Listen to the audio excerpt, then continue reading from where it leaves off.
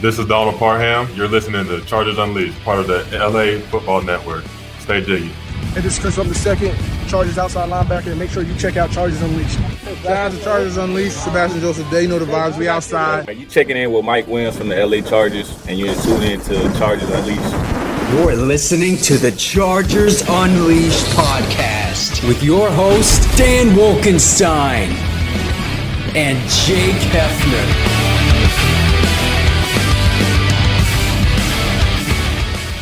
Welcome to another edition of Chargers Unleashed. Jake Hefner and Dan Wolkenstein here with you from the LAFB Network. Today's show, of course, being brought to you by BetOnline, Charger Bolt Family, Rock Solid Sports Memorabilia. If this is your first time tuning in the show, make sure to hit that like and subscribe button on YouTube. You can also follow us on Facebook, Twitter, Instagram, Spotify, and Apple Podcasts. Dan Wolkenstein, Super Bowl week officially kicks off. A lot of the LAFB team is already down there in Radio Row.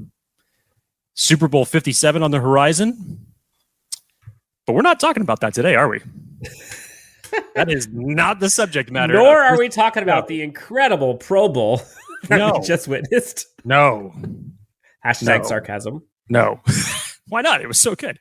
What are you talking about? No, we need to delve into this very big subject matter for the Chargers as we are currently in the thick of the offseason. I know we have the NFL Combine coming up over the next several weeks, and of course, free agency after that, and then, of course, the NFL Draft in the midst of April. But there is a couple big things that need to take place in the NFL executive office of the Chargers concerning financials. And this very sensitive topic to lots of Chargers fans. This was, of course, brought to a head over the last couple of days with Daniel Popper's article. If you guys have not read it, just basically his whole full offseason breakdown of everything that the Chargers essentially need to do. Possible moves that they could do, possible tough moves that they would have to just gut out and have to do. But as it stands right now, the Chargers are in a very, very tough salary cap situation. So Dan and I kind of wanted to elaborate on some of these things that Daniel Popper had brought to light and I know that everybody out there has their own feelings on some either restructures, some surprise cuts, what possibly would need to be done if you want XYZ to happen. So we're going to try to go through this the best they can. Dan's created a bunch of slides, and we're going to go through this kind of one by one just to break it all down. So Dan, Chargers financials, are you ready for this tough conversation? Lots of dollar signs, lots of commas and zeros. But no, I think it's important. And I know a lot of folks who are avid Chargers fans, either for a minute or for decades, know how important and also sometimes how much you can work around the salary cap. But at a certain point, you reach a time where some things have to happen.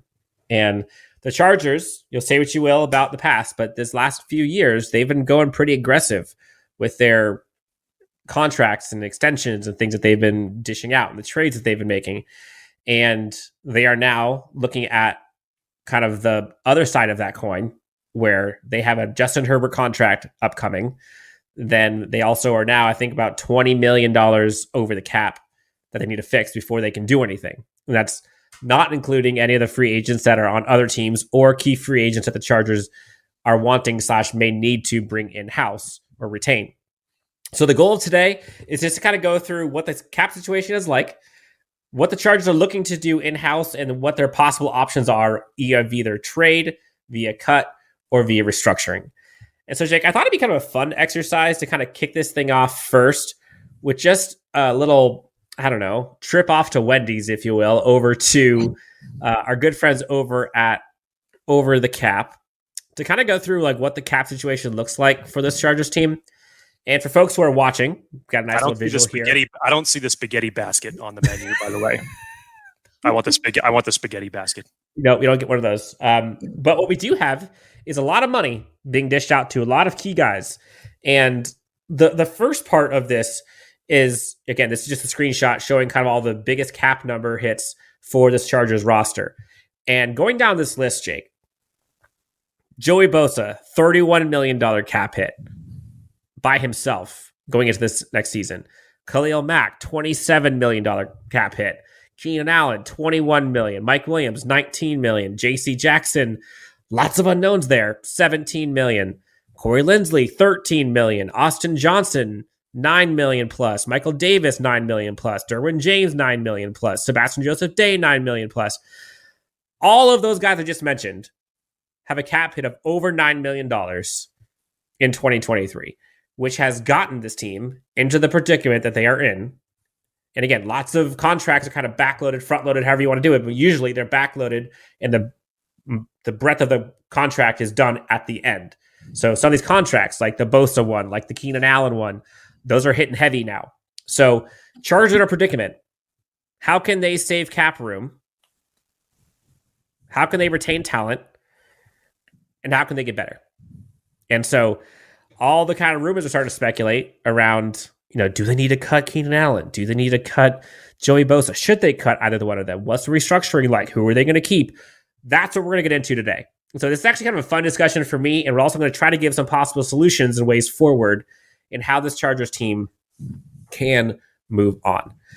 Jake, over under, in your opinion, 2.5 restructures done by this front office before training camp begins with this Chargers team.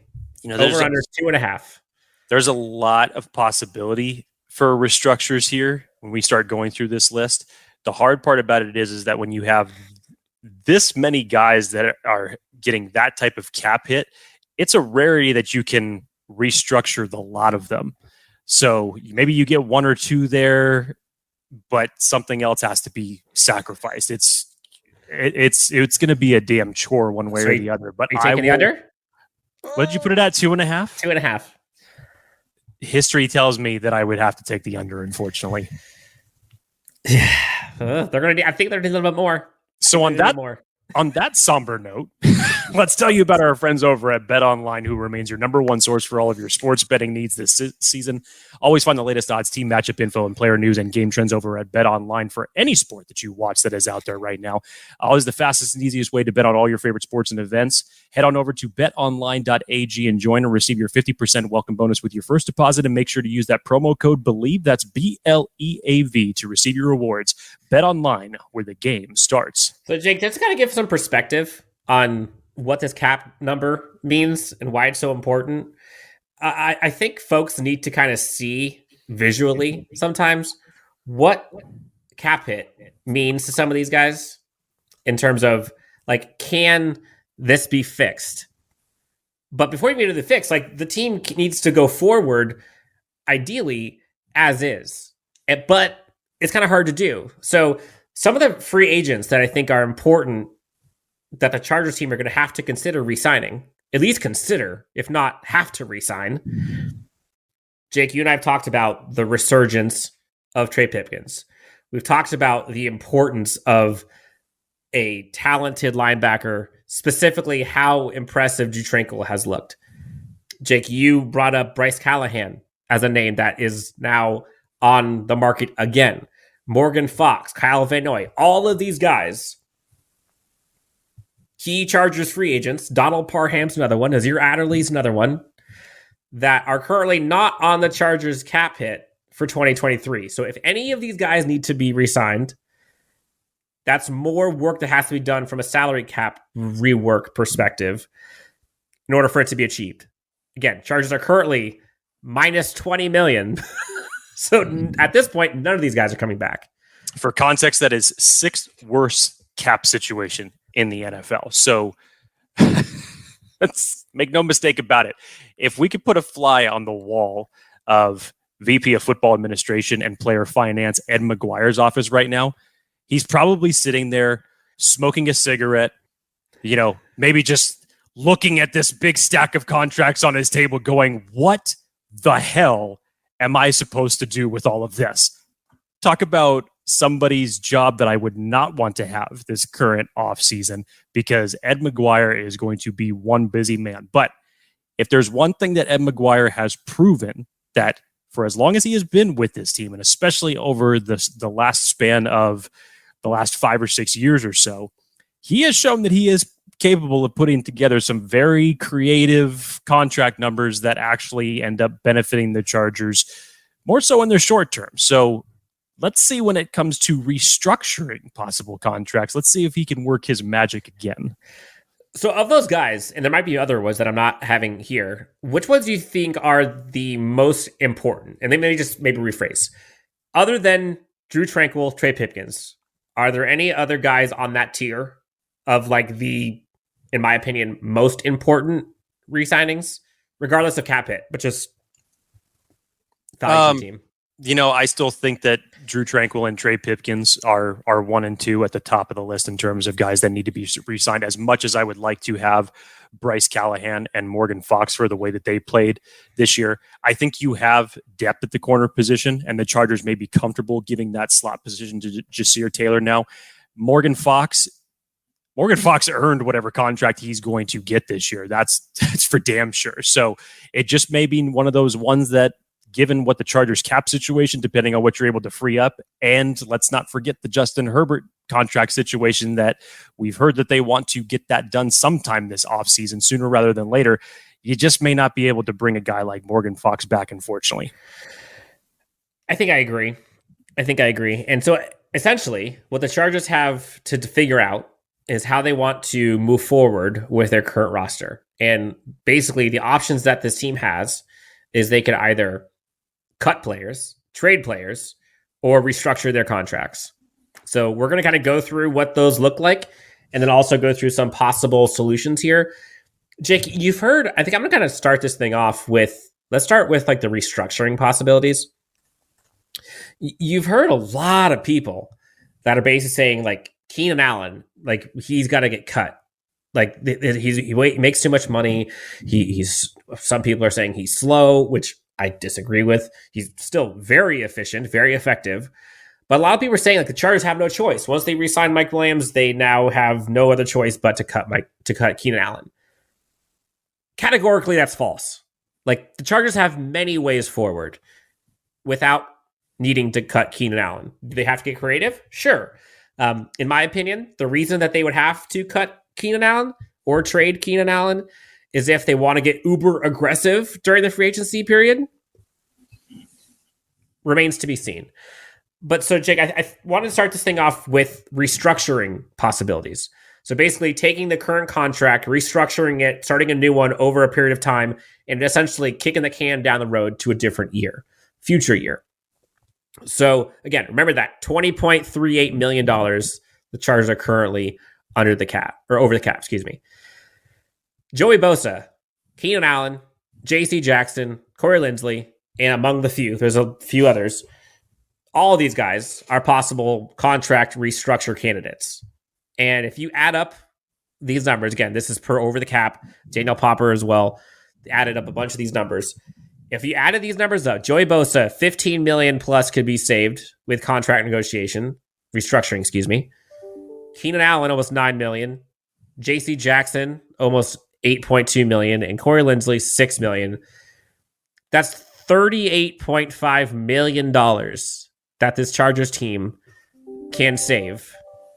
Essentially flipping the script on the current cap, going from like $20 million over the cap to roughly $18 million under, just by restructuring those four. Now, early on, Jake, we talked about over under 2.5. This is where that comes into play.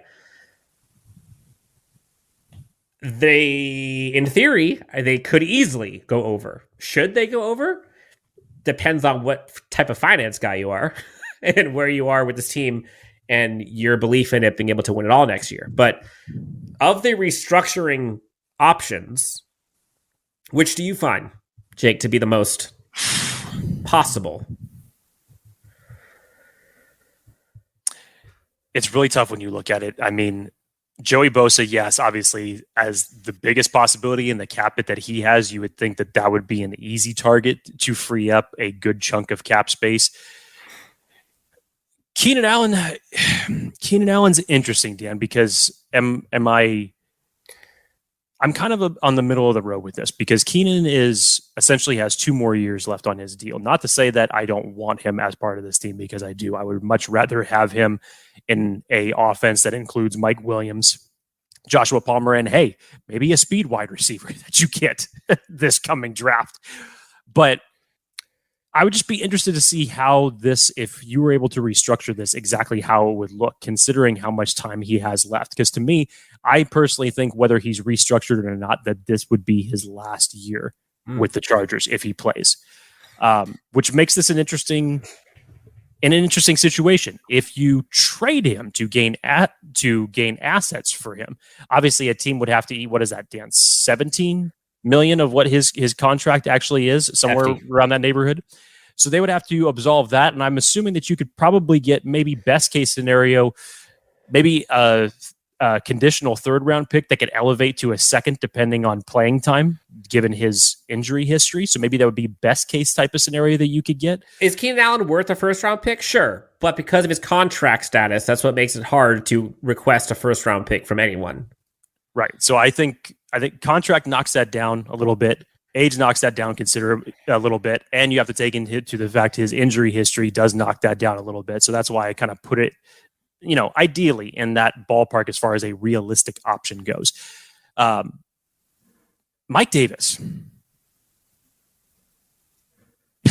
Are you referring cut situation? Cut No, scenario? but this is another interesting aspect here, because there is possibly, I don't know how you could possibly risk cutting Mike Davis, considering the fact that you do not know what JC Jackson is going to look like when he comes back and what type of time frame his recovery is going to be. And let's call it what it is. Mike Davis played spectacularly when he was called upon to come into the defensive lineup. So I know that from a number standpoint of what that looks like, but I don't see how you could do anything but possibly even try to restructure that, even if you can get that far. No, I agree. And Jake alluded to it. $17.5 million if you were to cut or trade for draft capital for Keenan Allen. If you wanted to trade or cut Gerald Everett, that's $4.25 million that the Chargers team can recoup. Mike Davis, $7.4 million cap hit if they were to cut or trade him. I just don't see it happening, Jake. Like, he was CB1 on this team, and they would have been lost without him. And now with kind of the unknown of JC Jackson, no clue. Matt Feiler, I think, largely is probably the one cut candidate I think everyone circles as most likely / probably going to happen. That saves $6 million plus right there. So just on those four, Matt Feiler, Mike Davis, Gerald Everett, Keenan Allen, let's say they cut Matt Feiler, that's $6 million. So they went from 20 to roughly 14-ish over the cap. Like, they could cut Gerald Everett and retain, $4.25 million. But then you're like, all right, we got Trey McKitty, Donald Parham's a free agent. Like, what are you doing? So then you're going to, okay, maybe we go tight end number 1 in the first round at 21. That's going to cost you like $2.5 million. So realistically, you're only saving like $1 million and change. So is that even worth it? I don't think it is. Getting rid of Mike Davis for $7 million as a CB1 for your team with the unknown and risks of a JC Jackson and his play, and seeing how well this secondary played towards the end of the season, is that worth it?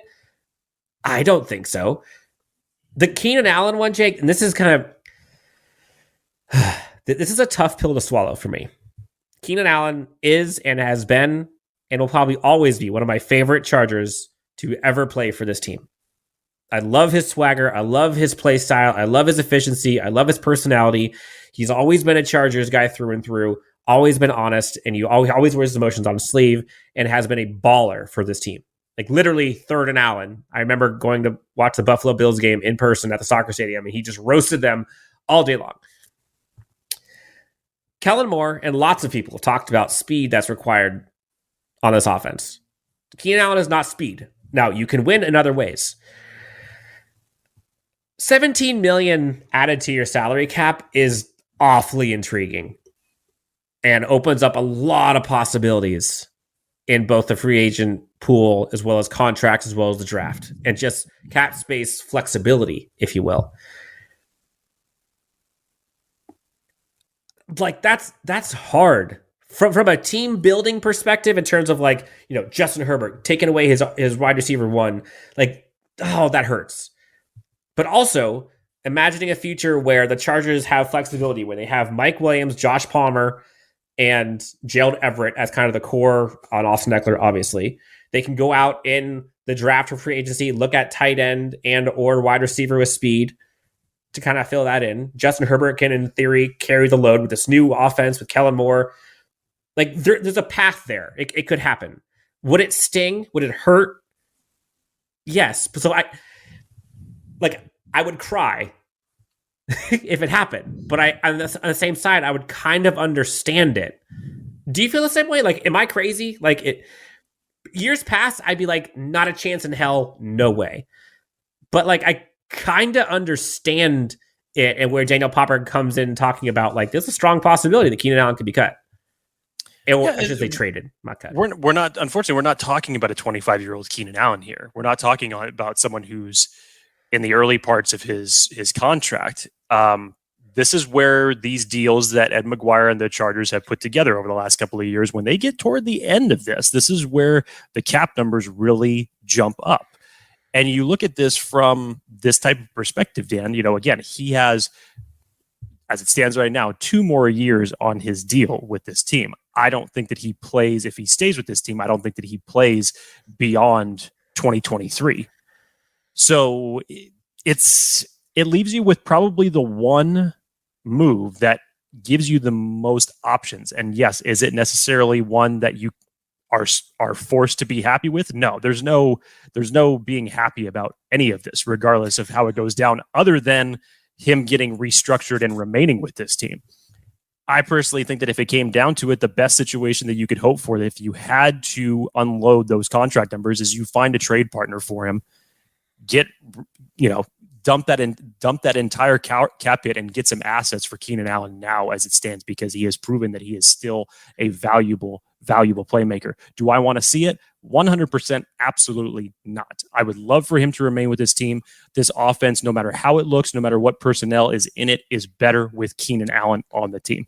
But just given the current Chargers contract situation, it's hard to where one of these big number players, you just may not be able to avoid a tough decision. Yeah, and I think this is where it gets challenging, because you look at Keenan Allen, for example. If, let's say, they were to cut or trade Keenan Allen, that could save them almost $18 million, 17.5. If they were to restructure it, they could save almost $9 million. So there's roughly, I don't know, a $7 million delta there, $8 million delta between the two. Is that $8 million worth losing the consistency and worth losing the history that him and Justin Herbert and his offense have had? I don't know. That's the tough decision to have, versus if you're going to cut or trade versus restructure. And again, restructuring takes 2 to tango. Both guys need to be able to want to do this, both the team and the player. There is the possibility where the team can go to Keenan Allen and say, hey, we're a little beyond the pale. You still got lots of years left in theory, but given the current cap situation, we might just need some help from you. Would you be willing to take less? If you're Keenan Allen, do you want to take less? I doubt he would. I doubt he would do that to stay here, given everything that's gone on with him and this franchise. I just don't see it. Do you? It's a tough question. I will not speak as if I am Keenan Allen. I wouldn't even speak for myself as if I was in that situation. It's tough. It's just a very tough scenario. And the biggest thing here is that we have to remember, outside of what we're looking for in this upcoming season and freeing the immediate cap space, Justin Herbert is ready for his contract extension, and the Chargers want to get that done sooner rather than later. You still have the contracts of Joe Burrow, Lamar Jackson. I mean, hell, there were reports of Daniel Jones getting some absurd contract, and you damn sure don't want that to be a comparative to what Justin Herbert has done in this league already. So they want to get that done as soon as possible. If this was Justin Herbert's sophomore year, there could be a little bit more flexibility here, and in terms of what you were looking for the short term. But they are now have to keep that vision in terms of that cap space for him now moving forward. So realistically, let's just go through these real fast, because I do think it's important to kind of go through some possible solutions to this. So I kind of just created a little intro exercise for folks to start kind of thinking through how this possibly could move forward in a positive way. So in my eyes, perfect scenario, perfect case for setting up success for 2023 and 2024. Again, we'll take it as a year-to-year basis. Remember, like Brandon Staley has to win this year. Kellen Moore has to win this year. Tom Telesco has to win this year. So in my eyes, perfect scenario. Contract restructures for the following guys: Joey Bosa, J.C. Jackson, Corey Linsley, and Keenan Allen. And in this, given what the Chargers have and offensive linemen in the current situation, they've got Zion Johnson, they've got Jamari Sawyer, both of which seem to be very, very promising. The $6+ million cap hit for Matt Feiler just doesn't make sense. And so if you go those 4 restructures and you cut Matt Feiler, just those 4 alone, restructures plus the 1 cut, 5 total transactions, that gives this Chargers team almost $46 million in cap space freed up for this coming year, which would take them from $20 million plus over the cap to then $25.6 million under the cap in the green, able to spend on draft picks, retaining free agents, i.e. Trey Pipkins, Drew Tranquill, and possibly going out there in the free agent market and picking up someone, whether it's a speed wide receiver, whether it's more offensive line depth, whether it's a safety. There's a ton of safeties on the market now. That's just one way. And again, you can take many of these and kind of interchange them to see what the math is. It's math. It works. Let's say they don't do Keenan Allen. That's now roughly $36 million that they've saved. That's still $15+ million the team has in cap space. Like, I put this here, Jake. I think we both want to just showcase the team is fine. The team has plenty of ways to get out of this. Do they have to be creative? Certainly. Is it going to be easy? No. But like, that's kind of their job. You see the Chiefs do it all the time. Was it a couple years back, Jake, where they were like so much in cap hell, and then all of a sudden you blink an eye and they restructured a couple, signed new extensions, and bam, they're fixed. Yeah, but again, it does limit you, as you were saying, Dan. Brandon Staley needs to win now. Tom Telesco needs to win now. And you have a new offensive coordinator that's coming in with this whole new vision about how he wants to hit this next level in this offense. You know, it may take more than the guys that you have on your current roster to get that done. So it's not going to be, obviously, it's not going to be like last year where the Chargers had some of the most cap space that they have probably had. I mean, definitely had since Tom Telesco has been this GM, but the most cap space and them going out and executing the most moves that I can remember for the better part of the past 25 years for them to be that aggressive in free agency. And unfortunately, this is kind of where it's coming back to bite them a little bit in the wallet. So they, you know, you have to do what you have to do. And yes, as you said, is it going to be easy? No. Can you get creative? Do you have options? Sure you do. But that's why I said I don't think that the Chargers are going to have the benefit of being players in free agency outside of in-house candidates that they have, namely Drew Tranquill and Trey Pipkins. Of course, you have to keep the small handful amount to sign your draft picks.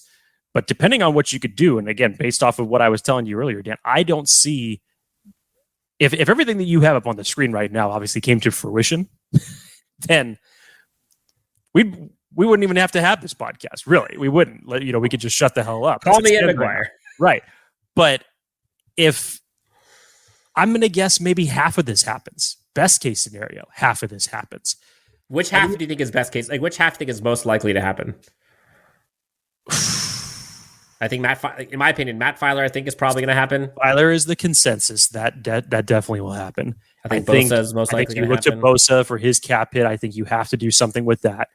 And then if we can again, the gray area with Keenan Allen, we hear the comments from Tom Telesco as far as how much he said publicly that he values him. But then you start hearing rumblings from the inside, and just it may end up being one of those hard pills to swallow that you just can't get around. I don't know. The J.C. Jackson one is fascinating because we're in such uncharted territory with this injury, and in terms of leverage, like I don't know how that's going to go for him. like in moving forward. Like it's a lot of dead money, but also like we don't even know if he's going to play again. So like, does it make sense to restructure it and kind of give some securities to JC? I don't know. That's a whole different discussion. I think the Keenan Allen one, like in my opinion, what I think is most likely is the Chargers restructure Keenan Allen, Joey Bosa, JC Jackson. Those are three. And most likely are going to be cutting Matt Feiler. And this allows them to have Mike Williams, Keenan Allen, go get a wide receiver or two for speed, keep continuity. You can arguably keep Gerald Everett. You could possibly go get a Dalton Kincaid or go get someone crazy for a tight end, and let's roll. So you think that 4/5 of what you have on the screen right now is going to happen? I think the most likely is going to be Joey Bosa, Matt Feiler. So I think those two are going to happen. The JC Jackson one, I honestly have no clue, but I feel like something is going to happen there. So that's 3. And then I think they're going to go to Keenan Allen and say, like, look, we want you to be here. We don't want you leaving, but we want to make this work. In order to make it work, like, we have to restructure this. So yeah, and again, call me the optimist, which I'll sign me up because that's what I am. That's what I see. Hey man, I'm on your train right now, man. I hope to God that you're right, because none of this, as far as the Keenan Allen's leaving, don't get it twisted. I am not calling for that has to be the right move and that's what should be done. I'm not calling for that. So I hope to God that you're right, Dan. It's just, how often do you see this many big money guys? And I'm talking about this many because the Chargers have quite a few of them. Yep. It's not like one or two guys that are really impacting your cap and that you can get around that easy with a couple of negotiation talks. There's a lot of decisions from a free agency standpoint that the Chargers have to make here in order just to get themselves back at net zero before they even start getting themselves back in the green. We haven't even talked about Khalil Mack discussion. Like, that's a $27 million cap hit. People are saying, oh, we should just cut Khalil Mack. Like, y'all are crazy. Look, whether we're talking about Joey Bosa, whether we're talking about Khalil Mack, did anybody see who was playing behind them this year? Because I sure as hell did. I didn't. That's a good way of putting it. I mean, you can't just cut them and expect that whoever it is that you grab at 21, or if you decide to sign a low-level free agent, that's going to be able to replicate that type of production. You cannot just assume something like that. So I get it from a numbers perspective. It's not the best type of situation, but Joey Bosa, Khalil Mack, when they are healthy and when they are on the field as a duo, they are lethal. Remember week 1, week 2. What the Chargers have failed at is putting better depth behind that group. So lots of figures being thrown out, obviously. And it's not a fun conversation, but I think it's an interesting one that the Chargers are kind of in a position where they have to do this. There are certainly some low-hanging fruit possibilities, like the Bryce Callahans, the Morgan Fox, Kyle Van Noy's. Like, I think those contracts are there to be had. Now, do I think those guys have played themselves into better contracts than they probably got this year? I do. Like, Morgan Fox had a great year. Bryce Callahan was a stud. Like, Kyle Van Noy, you saw what he did ratcheting up his end of season. Like, those guys played out their contract pretty darn well. You know what the interesting thing about this is, Dan? Is that the only 3 wide receivers that you have, technically, as far as your starting lineup goes, your 5 that you had at the beginning of the season, only 3 of those as of this moment right now are under contract. Is Guyton still under contract, by the way? Jalen Guyton is technically he's an RFA, but who knows what's going to happen with that situation. And then with DeAndre Carter, he's a UFA right now. There's another one. You already know you have to reload the wide receiver position. There's no question about that. But you're going to have that. You're possibly going to take that much turnover in your imagine that, Jake. Imagine like your 2023-24 wide receivers for this Chargers team. The only ones coming back. Imagine it being just Mike Williams and Josh Palmer. Look, you saw what this offense looked like with that much turnover at the wide receiver position last year. That'd be insane. I don't think anybody wants to see that again. I don't think Justin Herbert wants to see that again, if we're being honest. Like, that's a lot to ask. Like, that's basically putting him in a new scheme and a new offense. Like, ugh, that's tough. So these coming weeks are going to be important. Tom Telesco said at his end-of-year press conference, like, this is kind of the time, we're in the thick of the time now where they start having these discussions and making these decisions about this. So the time is kind of now, at least for some of these decisions. We'll see. Again, Chargers currently $20 million over the cap. They got to do something. But like we said, many options that the Chargers have. Other options, Jake, that the Chargers have were on display the last week or two in Shrine Bowl, in the Senior Bowl, practices, games. I think we should talk about that. I mean, the practices were better than the games. Let's admit that. We weren't fully expecting that. The Shrine Bowl, everybody was begging for just a touchdown. Please, just give me one in the Shrine Bowl. And unfortunately, the Senior Bowl ended up being a less than competitive affair that we were all hoping it was from both sides.